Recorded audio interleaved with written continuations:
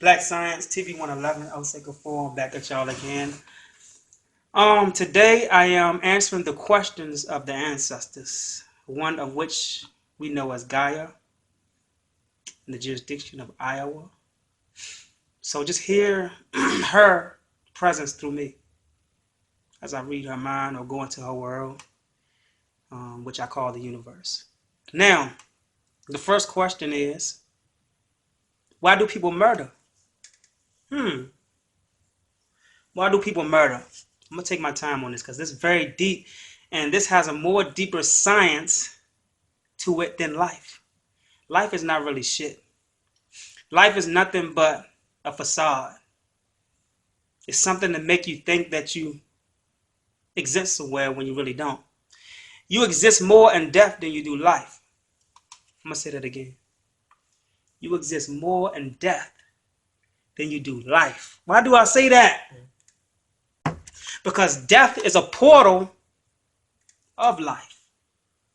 Life is just a door to allow the civilizations of the spiritual entities and energies of death to be able to come through. So all of us are death, but in this life that we live, we are taught to be afraid of life. Why be afraid of life? Because they need you to be afraid of it so that you can make it exist. And when you make life exist, it makes you not want to go anywhere else but here. And what is here? This is the matrix. The matrix is the illusion. Now, a lot of people that murder have no clue what they are doing. They are actually more intellectual than many people in a university or in a building that talk about metaphysics of death, because they really don't know what death is. Murder. A lot of people in this life that's being abused, beaten, kids being raped. You don't understand or understand that the people that's doing this to you is people who has murdered you in your past life. People who has raped you in your past life. So when your children are being touched by men that you bring in your house, you are actually being lulled to sleep by way of hypnosis to bring these enemies of your children who knew these people that you are bringing into your house that is touching your children in a past life. They raped your children in a past life, and you are assisting them back through the gate to do it again. They murdered you in a past life, and you are assisting them to come back to do it to you again. You say, well, why don't we have memory of this, Osei Kufuor? Why don't we know this? Because death, once you leave your body, and within 3 seconds that we call in the matrix, if your memory is not shut down and protected, you will not memorize anything beyond 1% in the life that you just now left. Why? Because after 3 seconds, this matures. The shutting down of the gates of where you just left. So now all of that is just put to sleep. So you have 75 years. If you live 75 years in the matrix, you have 75 years of memory going to sleep that you will not take with you. A lot of work, huh? For you not to be able to take that. So you say, well, I did all that shit for nothing. No, you ain't do it for nothing. Because 10% of that can awaken and become deja vu through your children. So your children can see some things that you lived through in a past life and a life that you give birth to when you come into your new life. So if you have a daughter in this life who go into an environment that is very familiar to her, and she don't know that environment, but she knows it's familiar, it's not because she's familiar of the environment, it's because she came through the woman who was familiar of that environment or was in that environment before she even was known. I ain't gonna say exist because she always existed. Souls don't, there's no beginning to a soul and there's no ending to a soul. So people say, how did everything begin? That's the whole thing. The word begin. It's slaving you. It's oppressing you to think that something has to begin. There is a general aspect of something beginning somewhere. But when I'm talking about the all in all, there is no beginning to the all in all. So you say, what makes up time? Man's mind. Don't ask me what makes up time. Because in order for you to know what made up time, you have to ask where the word time come from. It is a manipulation of your reality.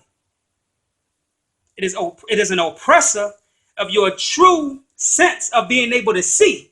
I ain't talking about physical seeing. I'm talking about feeling time. You know what time really feel like? When you bust that nut up in your woman, that's real time. When she reached her peak and she's coming, that's real time. When you finger fuck her in her mind, by what you say out your fucking mouth, that's real time. But they have made everybody homosexuals by thinking that time is a schedule. So what you say? Friday, I'm going to give me some ass.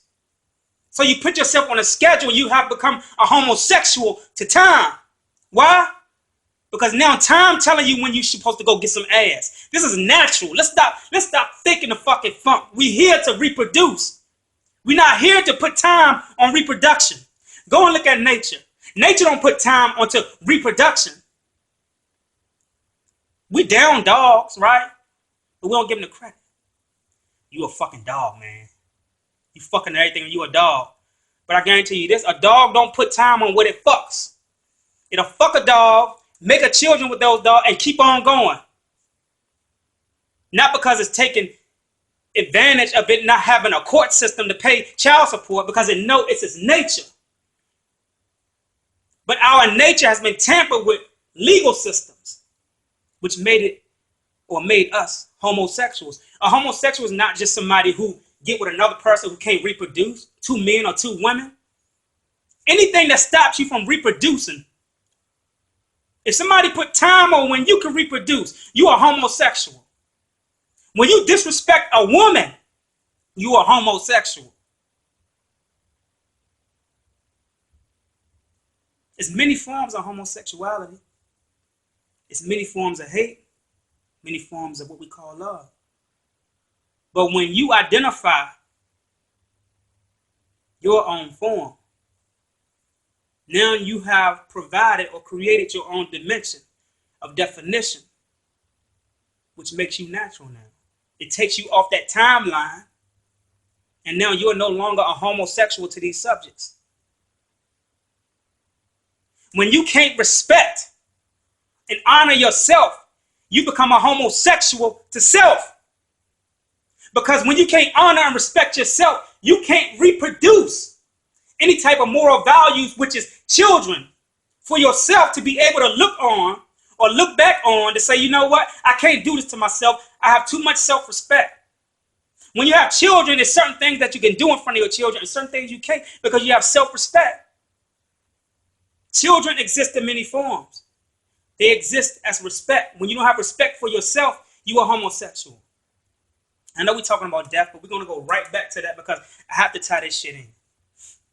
When you have no respect for death, and death helps you to reproduce intelligence as far as your reality to exist, whether you are conscious or unconscious in any realm that you go to, you have become a homosexual to the balance of life and death. You busy fucking life. And when life don't produce nothing for you, you sit back and say, well, I don't want to die. Y'all talking about, well, he wants to go kill ourselves and commit suicide. It ain't about that shit. Sometimes you have to let certain things die so you can grow. And when you grow, you reproduce. When plants and flowers and things in your garden grow, it reproduces things to self-sustain you because you respected it. And when you respected it, since you are a part of it, you are a reflection of it, you respected yourself, and now you have reproduced something to self-sustain yourself, and now you have reproduced. This is what you call male and female bonding. They don't have to take a dick to go into a pussy to reproduce or to identify male and female reproduction. Everything reproduces. Even when you respect yourself, you produce something for yourself. So when you can't respect yourself, you are a homosexual. And you are now dead in the matrix. But death Real death that is connected to time, which I call real time. This is something that you need to start respecting, because when you can't respect and see death and you only see life, you are masturbating on time that has an agenda. So when that masturbation comes to a peak and it busts, it's not going to benefit you. It's only going to benefit the matrix, the people who control the matrix that you are living in. People sending me stupid shit about little girls being hung by white men. All stage stuff. We look stupid and fucking ignorant. We still on race. And I ain't saying that race don't exist. But when you hate yourself, you are being a racist to yourself. You are being a racist to yourself. We are contradicting ourselves. A soul has no color. You know how I know a soul has no color? Because even the word color did not exist before your soul existed. So it's no fucking way in hell that you can be classified under a color. So if you don't have no color, just stick with me for a minute. If you don't have no color, what are you for real? If you are even the word soul is English. The word exists is English, time is English. What are we for real? See, we are afraid to actually ask the true questions. Be comfortable in a state of fighting somebody else that we was taught to fight, not knowing that these are a balance of what we really are. You have seconds and times, and you have seconds and minutes in time, right? That exist in your very own reality. You have seconds and minutes. You are those seconds, and some of the other cultures are those minutes. So when you form with other cultures, this makes your hours. Hours. The word hour. This is why it's a singular word, hour. Not yours, but our. This is our connection. Death is connected to life. Without death, life can't exist. More so. I call death the feminine aspect of anything. Why? Because death is what produces life. When a woman is in the hospital giving birth, that life is not here yet. So what is it? It's void. It's dead. But when it comes, that's why they say she's giving life. Right? So she's death giving life.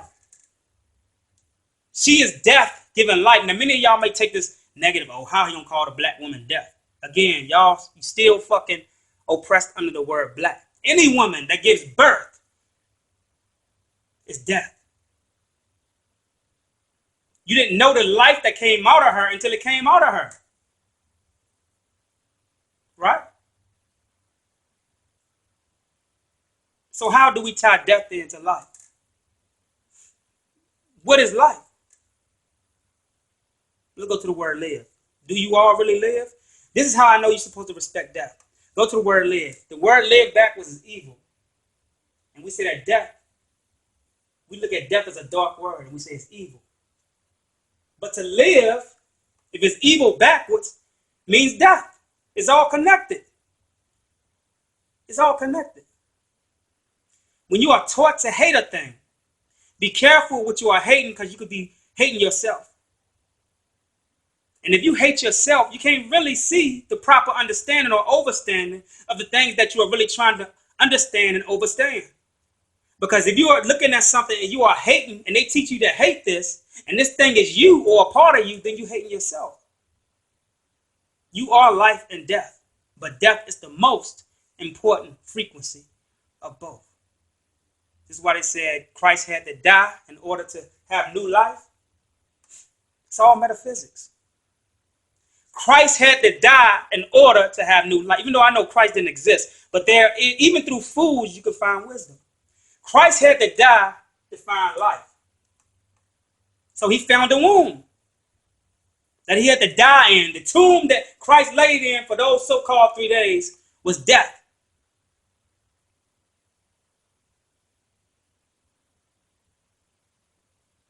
Wake up. Because death is the portal that we use to jump from one body to another. This is how